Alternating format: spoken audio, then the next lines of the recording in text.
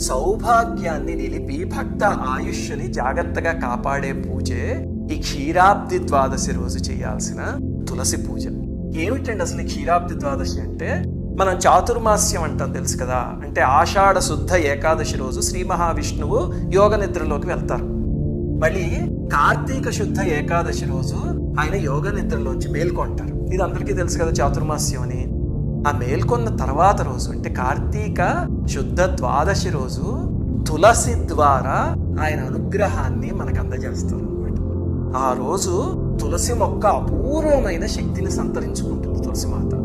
ఆ రోజు కానీ ఆ తల్లిని నారాయణ సమేతంగా పూజించగలిగితే కనుక స్త్రీలకి సౌభాగ్యం అద్భుతంగా సిద్ధిస్తుంది అని పురాణాల్లో చెప్పారు.